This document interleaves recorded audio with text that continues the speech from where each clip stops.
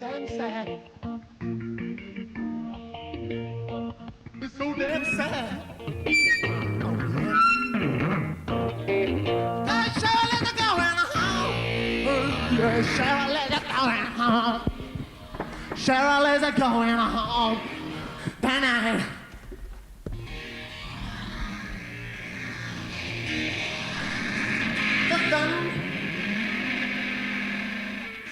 The thunder cracks against the night. The dark explodes with a yellow light. The railroad sign is flashing bright. The people stare, but I don't care. My flesh is cold against my bones.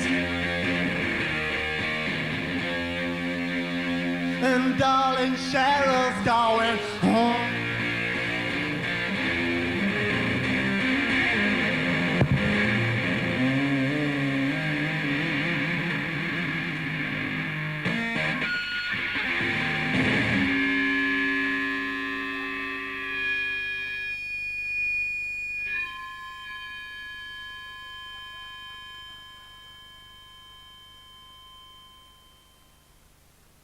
Is that John? Yeah, speaking. Hi, mate, Sean.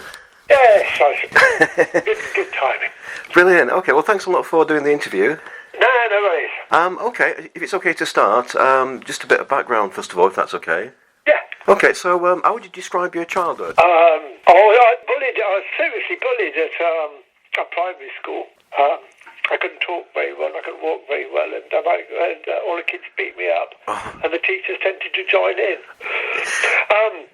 But it is odd though, from really about the age of 9 I sort of knew what I wanted to do.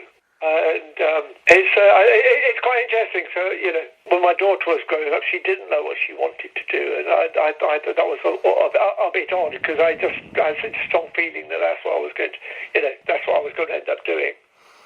Why do you think you wanted to be a musician to begin with? I don't know. I was started singing in the school playground and got stage struck. Right. I just think there was always that sort of sense of being on stage. I just always felt that's where I belonged in a way. What sort of music were you listening to back then?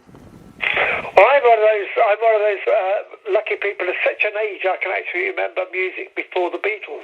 Yeah. And so there's basically a lot of black music. Chuck Berry. The Shadows had just started. Cliff Richards was big. Marty Wilde. There was a lot of the classier pop stuff was came in from America. Yeah. And our stuff was like Frank Highfield and stuff. That was quite schmaltzy. But I was hooked on top of the pops. I'm on peak of the pops at the time. Yeah. So how did you get hold of your first guitar? Oh, no, that was tricky. Because my mum had an indication of what I wanted to do. I was determined that I wouldn't, so would not let me have a guitar. So I basically learned the violin from about the age of 11. Yeah. And basically, I did every day. I did like 40 minutes practice. So I was quite conscientious and joined the Air Youth Orchestra. Yeah. And so I didn't really get a guitar until I was sort of basically 16 years old and sort of like big enough to not let my mum stop me getting one. Right. And I remember I bought it with a second-hand shop for a fishing rod and 30 quid or 30 bob or something. Anyway, I know I slept with the guitar on the first night I got it. Oh. But it was astonishing because I learned a stringed instrument. I actually learned the guitar to pretty much as good as I've got now very, very quickly. Yeah. So what was your first attempts at songwriting? How did you go about that? I can remember singing a song I'd written in the school playground at the age of 10. So, I mean, that was always later. And I think the other thing was I wasn't very good at learning how to play other people's material. Yeah. Because I found the chords difficult. So it was actually easier. writing stuff myself that I could play. Yeah. What was your first stage shows then? How did you go about performing? I mean, the first time, basically, I originally basically just was just Bob Dylan, and then I did this one of the residential courses we went to with the orchestra. They had these informal concert nights, during the weekend where people could get up and do stuff. Yeah. And I thought I'd do this completely over-the-top emotional version of Peter Sarstedt's "Where'd You Go to My Lovely?" And the whole orchestra just fell about laughing. I mean, it was sort of like astonishing. I excused myself laughing, just went down the storm, and I found that I just sort of started doing the sort of comical version of that, really, and then just expanded on it with other things. So in a sense, in terms of the audience, the comedy sort of was there right from the beginning. Right, okay. How did you get to meet Wild Willy? Well, originally, this goes back to when I was 9, he just lived up the road. And this is absolutely true. Him and his brother used to beat me up. They were a couple of years older than me. And then I didn't see him for years until I was... I had a duo. I was playing violin with a folk singer. Well, Willie had a folk club up in the Derby Arms in Aylesbury. And I met him in the Derby Arms and played his folk club. And then he let me do my "Where'd You Go to My Lovely" in his folk club, and he was amused by it. And that's how sort of essentially we sort of found each other. I think really we were the most likely people to, because we were both ambitious. I was just ambitious, but Willie was ambitious and had talent as well. So how did you get to the attention of Polydor then? Well, the first thing that happened, the order that it really happened was, I knew that I'd never get I knew that it wasn't going to be easy for me with my talent to get a record deal. And so I persuaded Willie to come to this studio in Maidenhead, and I recorded one of my songs with Willie. And then I found a place to press up records. Yeah. And John Peel was brilliant at that. I mean, everybody says he's brilliant at sort of like exposing sort of artists for the first time. But he started playing my record on Radio 1. Ah, okay. And then Pete Townsend got, through that sort of connection, Pete Townsend offered to produce a version of it. So we basically got 4 tracks produced by Pete Townsend. Wow. And then basically, because we had those, I managed to sort of cajole track records into putting some stuff out. And then when we got fired by track, because we went and recorded an album, and they told us to just record a single. And they fired us because we put out the album ourselves, and that was doing quite well. Polydor took the album over. Right. Okay. What was your first experience in the studio, and what surprised you the most about working in the studio? The first studio we did was Maidenhead. We went on with Willie, and they basically just recorded on a Revox tape recorder, in that studio with. When you just recorded a track and then you could add bits to it. But largely it was recording, without multi-tracking. Oh, I see. Right. So that was the first bit of recording. But then basically after when Pete Townsend got it, we went into Olympic Studio in Barnes. So it was straight into the sort of like the top end studios. And the funny thing about that was I did my vocal, and this guy, as I was going back to the studio, this guy said, "That was good," and I said, "Yeah, it was, wasn't it, mate?" And then when I got into control with everyone, said, "What did Mick Jagger say to you?" So, did you consider yourself a punk at this time? No, not really. I mean, I just thought But retrospectively, what we were doing fitted in with the spirit of that. I mean, I used to always sort of say, being shocking and playing badly for a short while, came into fashion. I've been doing it for years. So you got quite a large payment, didn't you, from Polydor? So how did that change your life at all?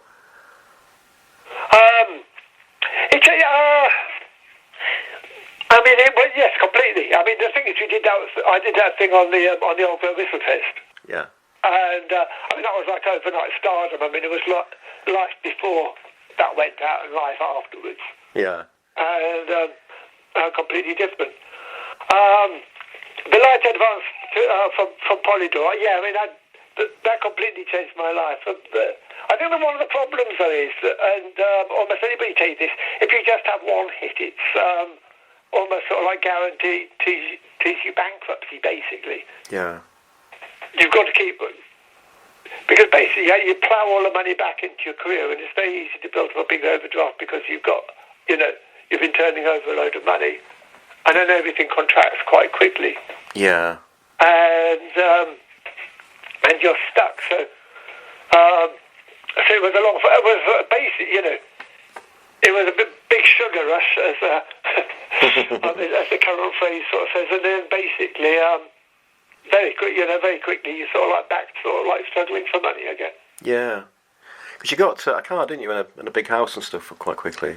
Oh yeah. I mean, the Polydor gave us an advance of what, which would have been sort of like towards about £1 million in these days. Yeah. But it's difficult if you just get a lot of money at once like that. It is very difficult for, not for stupid reasons, but for quite sensible reasons. You've got basically all the people that have worked with you and sort of helped you get there, and all about, all the musicians. And the musicians, you've got all this money, and they don't see why they should get paid a pittance, and they think they should be on a retainer. Yeah. And the guy that's sort of like doing the management, who sort of like got you there, thinks he deserves, a decent wage. And once you start employing, quite a lot of people, what seems like a huge amount of money actually goes very, very quickly. Yeah. And then you are essentially left with still got this wage bill when all the money's gone. Yeah.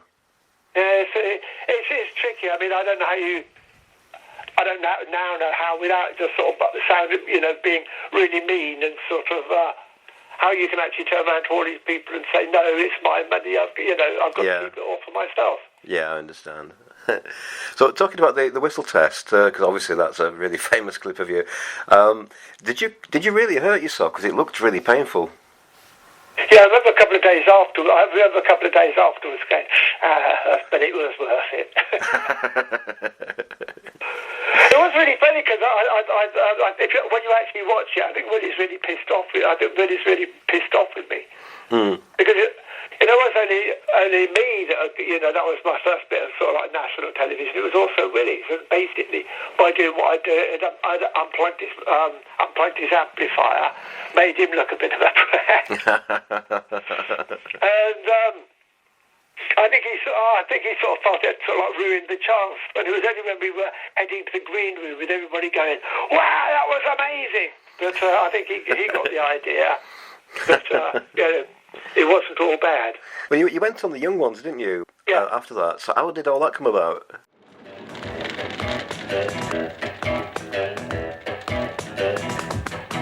The way that you run and the way that you walk is all body talk. The way you move your hips and the way that your lips hold your cigarettes. If you're gonna laugh, if you're gonna cry, oh honey, you're giving away with your body talk. Every time you breathe and every time you sneeze, body talk. If you're having a good time or just plain bored or undecided. If you're thinking of me passionately, I can see by body talk. Can you hear my body talking? Can you hear my body talking? Can you hear my body shouting? I'm making so much noise with my body.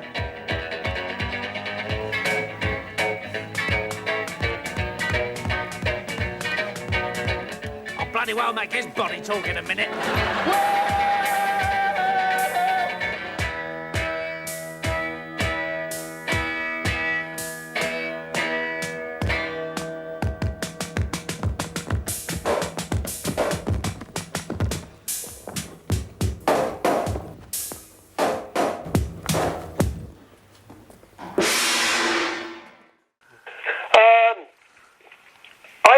I basically had to go at acting because my records weren't selling very well. I thought it was because I was a visual artist.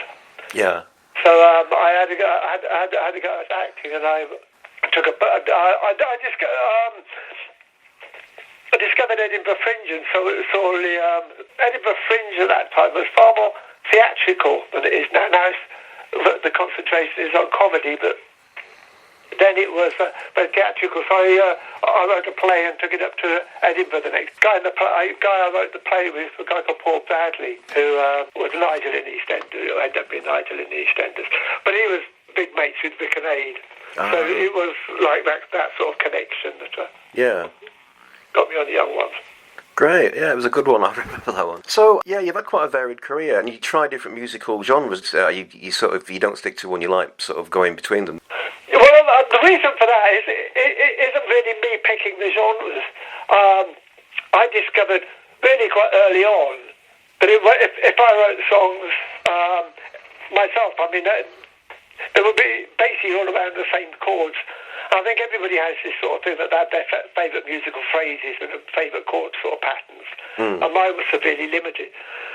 And I'm a wordsmith more than a musician. Yeah. So I tended to sort of like find musicians. I've also heard really good musicians, people like Willie, who had that big, bluegrass and American blues stuff, and Richard, guitarist in the band, and lots of really good musicians have got different musical influences. Yeah. So what I tended to do for the last few albums is basically just sing a melody. Basically, just sing a melody line, the words of the melody line, and let them come up with an arrangement. Ah, I see. And it does make I mean, I don't know if you listen to the Monster album, but I mean, it's quite eclectic. Basically, different members of the band, you took on different songs to sort of like have a go at. You were sort of voted number 7, weren't you, for the best lyrics for the Beware of the Flowers. How do you typically go about songwriting? Do the words just come to you, or do you have a sort of a plan at the start? I just essentially mill words. I don't think phrases have almost a natural melody behind them in the way you pronounce them. Yeah. And I don't. I just have writing periods. If I write for an album, I'll write, but you just don't get any time off because your bloody brain's just milling these words. And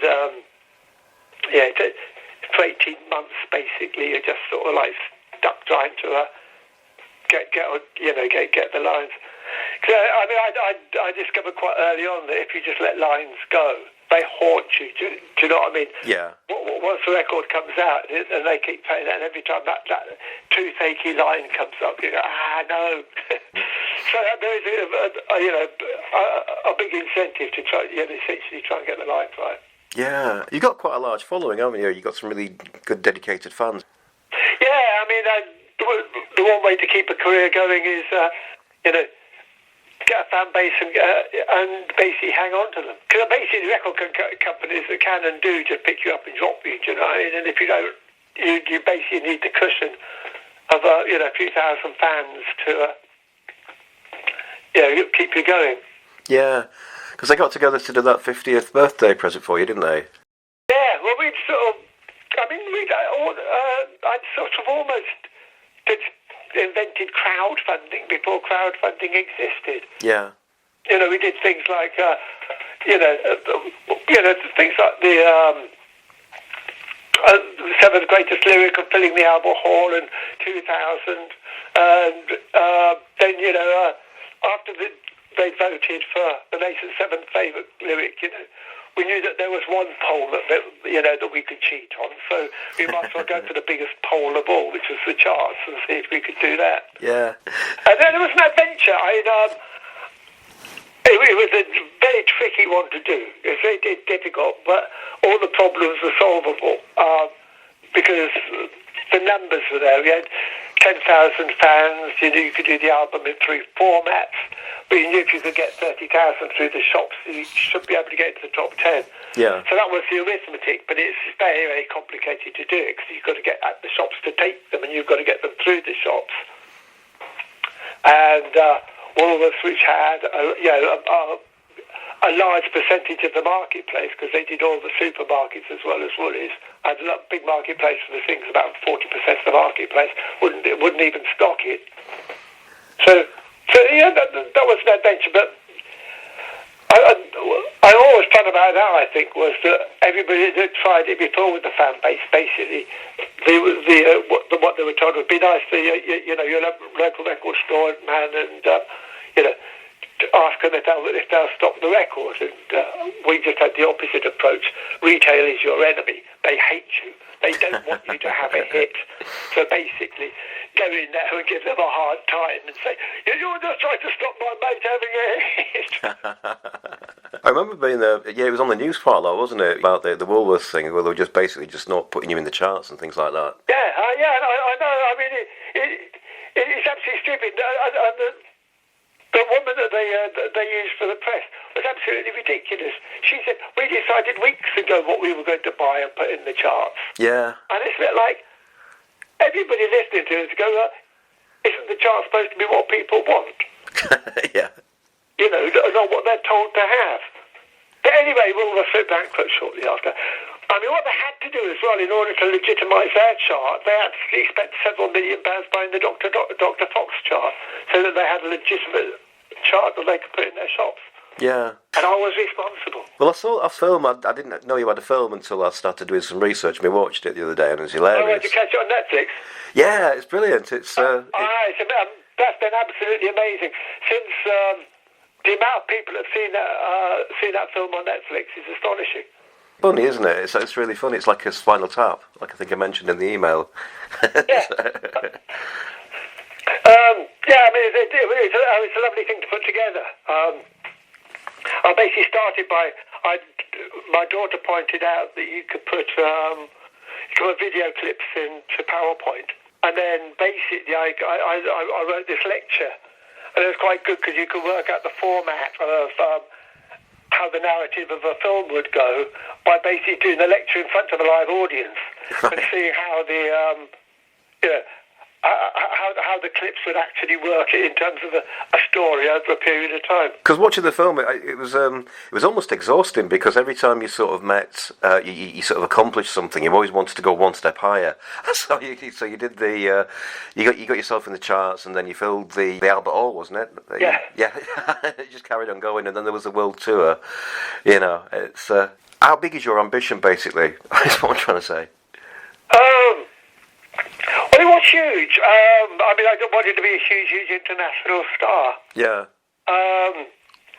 But I am 70 this year, so whether I want to go back, whether I want to now do like 6-month tours of America.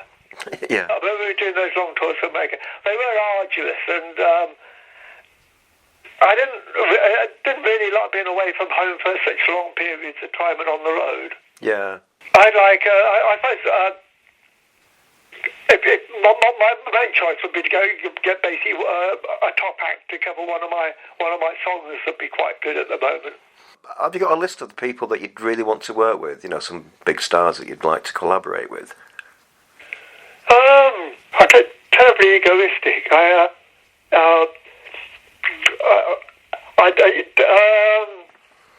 suppose there's quite a lot of musicians. It'd be good to get back in the studio with Pete Townsend again. Yeah. And that was good.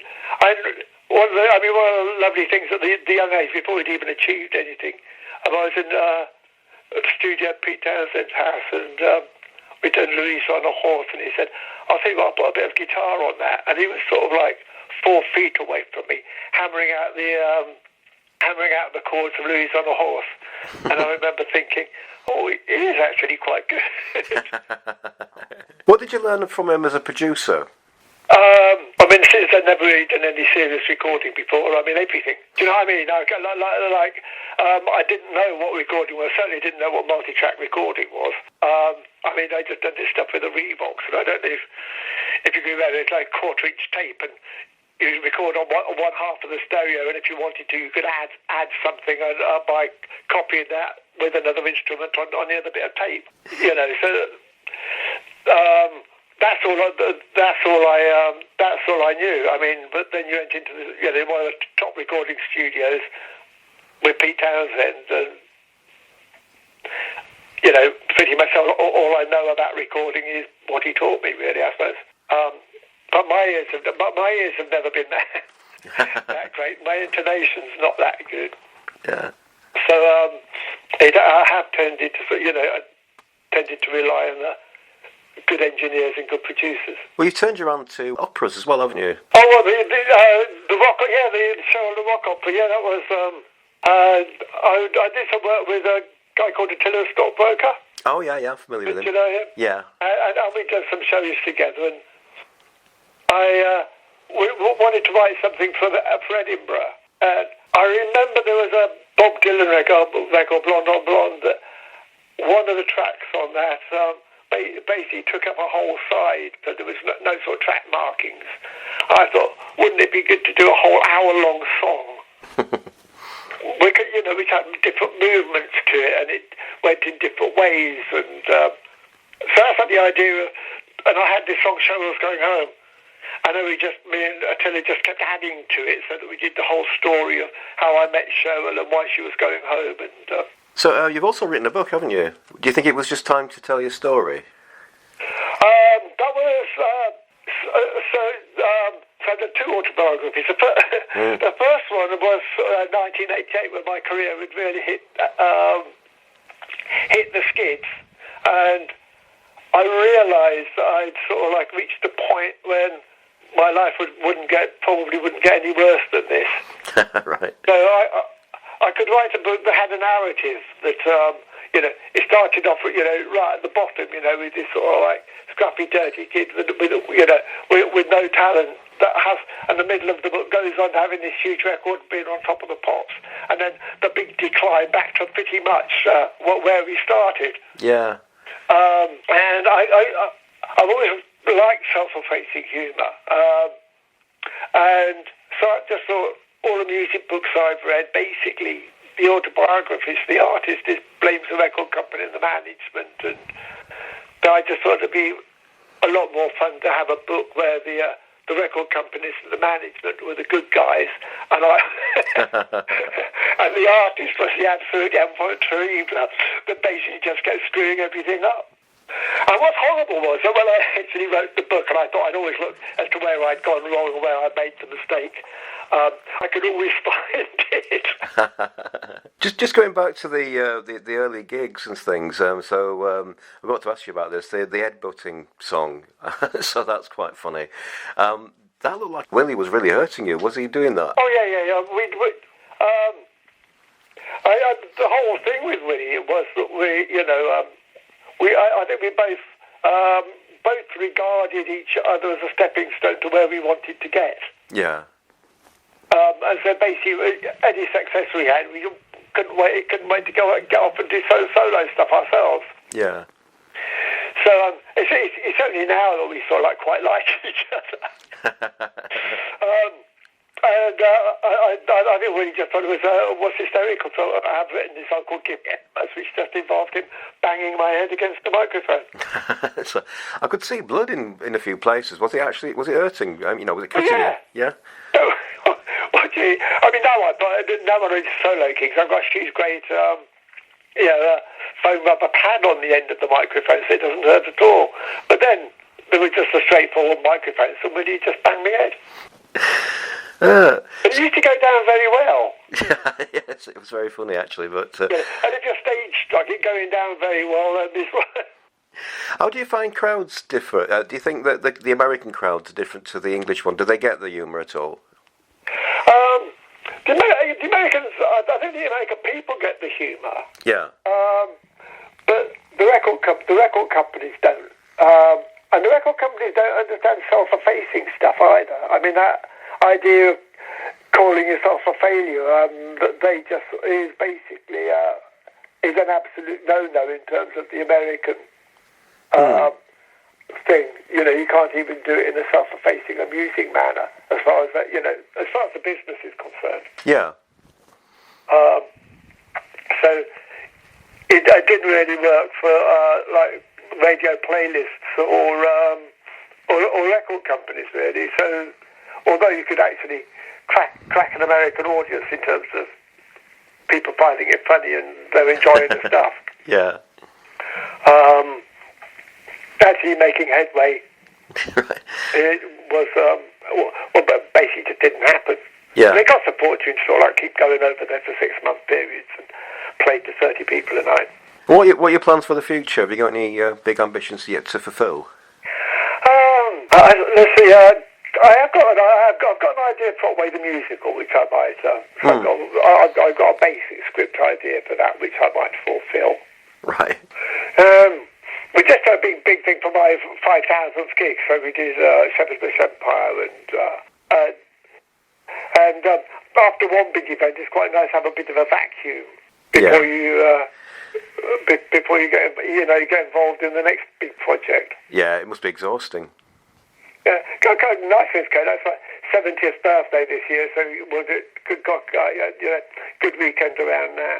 Yeah. And then taking the band to Gibraltar for the band's 30th birthday. Ah, brilliant, mate. Thanks for doing that interview. Seeing you guys. Send us. I'll send you a copy of the autobiographies if you like. Oh, thank you. Do you want to? You got my email address. When you put the phone down, 'cause I've got to go to the post today. If you actually just send me your address, I'll bang them in the post. Oh, great. Could you sign it as well? Yeah. Oh, great. Thanks, mate. That's brilliant. Oh, super. Anyway, the books pretty much cover the whole of my career up to the end of the world tour. Anyway. Oh, great. Okay, I look forward to reading that. Well, thanks a lot, mate. Cheers. Oh, cheers. Okay. All right, you take care, mate. Thank you. Thank you. Cheers, then. Bye-bye. Bye.